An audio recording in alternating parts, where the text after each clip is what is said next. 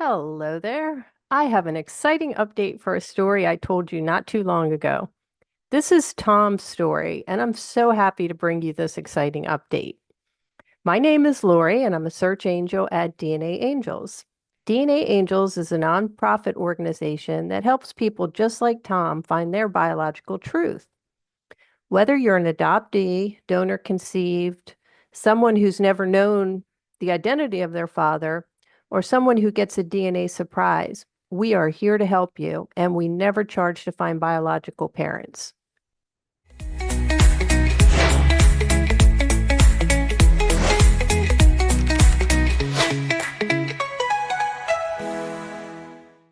I want to recap this story for you to refresh all of our memories. And please don't forget to show your support at the end by smashing that like button and leaving a symbol of the upcoming fall season in the comments section. So, the story that I wanted to tell you, or actually give you an update on, is Tom. I gave this story about 2 months ago, maybe not even that long ago. And I talked about Tom. Tom was adopted. He knew that he was adopted his whole life. And after his adoptive parents had passed away, he decided to find out what he could about his biological parents. He had a great upbringing and he loved his family that he grew up with very much. And he didn't want to upset or disappoint his adoptive parents by looking for his biological parents. So he waited until they had both passed away, and he just had that need to know, just to have that information. So he did get some information about his birth parents. He had found out that his mother was about 45 years old when he was born.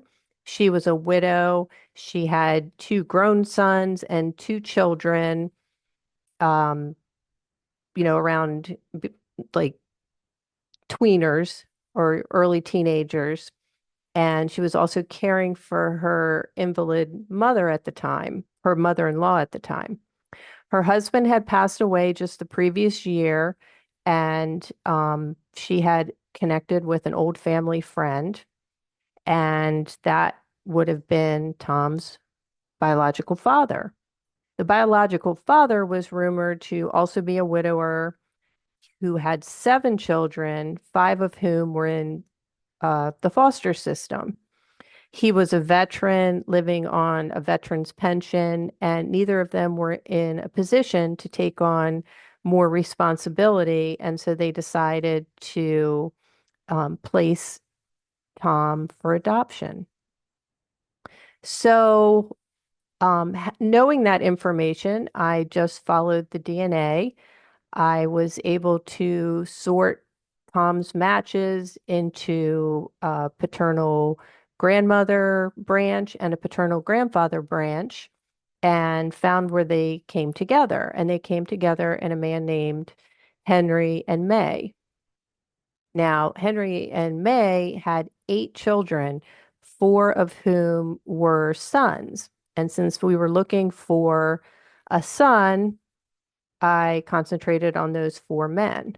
Now, one of those men had descendants, had children and grandchildren, a couple of them who had already tested on Ancestry, and they did not match Tom high enough for Tom to also have descended from that brother. So he was eliminated as being Tom's father. Well, that still left three of the brothers. So the first brother, all three of the brothers had already passed away. So the first brother that I looked at, he married, had one daughter. The daughter never had any children herself, and she had already passed away. So if that was Tom's father, there was nobody left to test.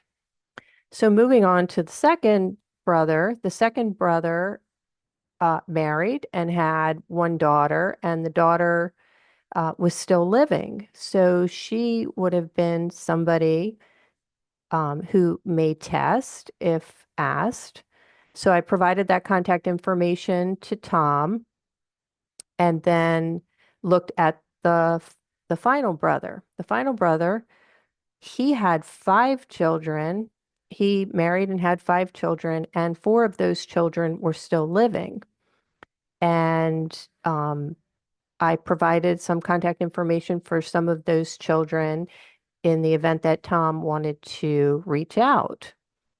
I had also provided short biographies for all three of the men and provided that to Tom. And I had talked about two of the brothers had been in construction, and one of the brothers worked for the county government, and he was a maintenance worker. And that was the same county that Tom's biological mother had worked in as she worked in the school system for that county as a cafeteria uh, school employee. And so we found that to be a little bit interesting. We didn't know for sure whether that one brother worked for the school system, but he definitely worked for the same county.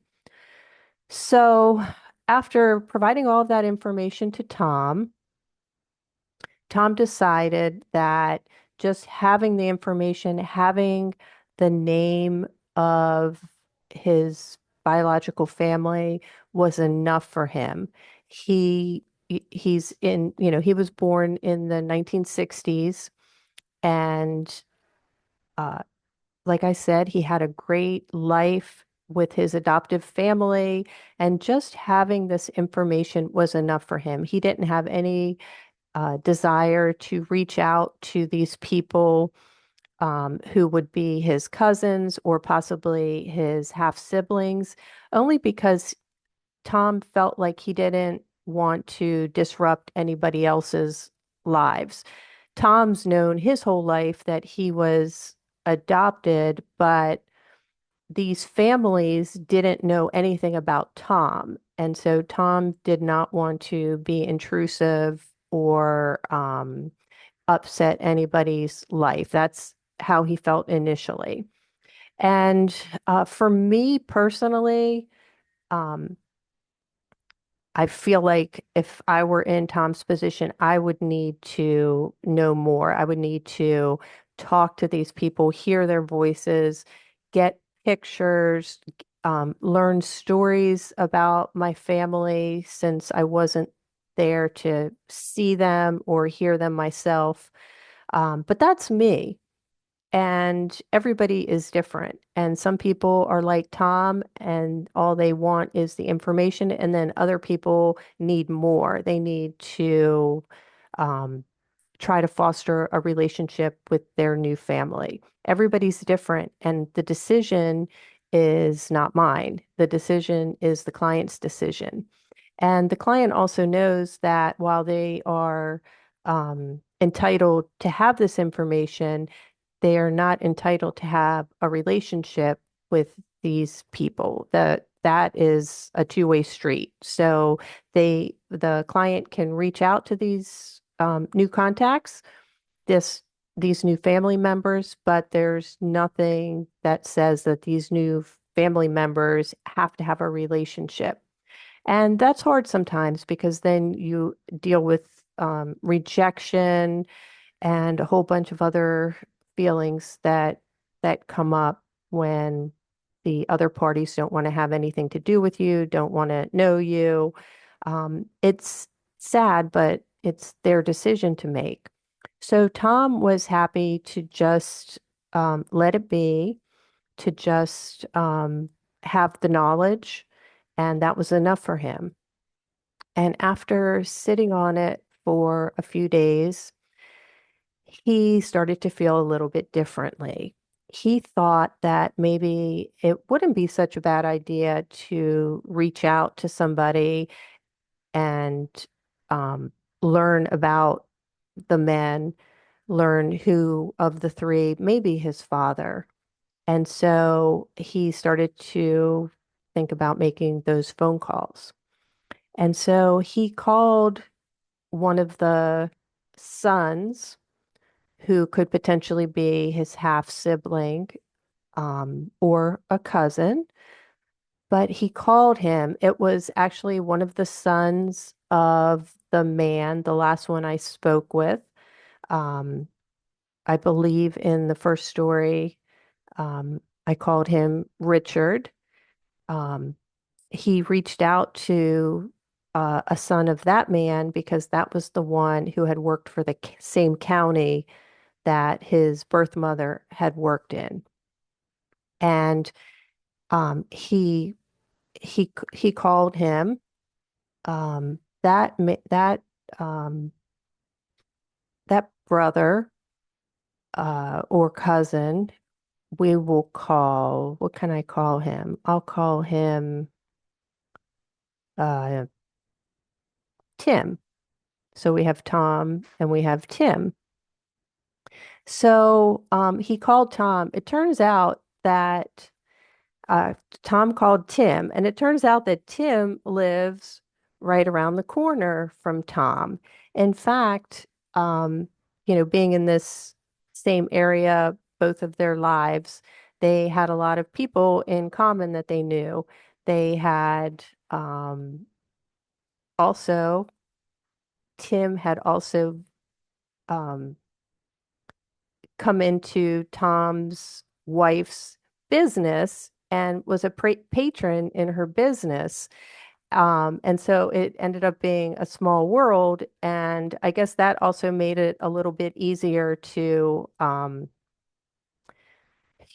sort of forge a friendship or some type of relationship with him. So Tom asked Tim, explained to him the story, explained how there was a possible connection between the two of them, and asked if he would take a DNA test. And if he took a DNA test, this would either confirm that they shared a father or that one of the other two men was, in fact, Tom's father. And so there was some back and forth about that. It seemed like Tim was inclined to take the test, but then one of his brothers had suggested that he not take the test. Some people have a distrust in the DNA test. And so there was a little bit of back and forth about that, but ultimately, Tim decided that he would take a DNA test. So he took a DNA test, and of course, the hardest part for anybody who's ever had to do this, the hardest part is waiting. The waiting can be anywhere from 4 weeks to maybe 8 weeks, with 6 weeks being about the average, depending on the time of year. So it's just a matter of sitting back, waiting, and trying to keep busy while those DNA results are brewing.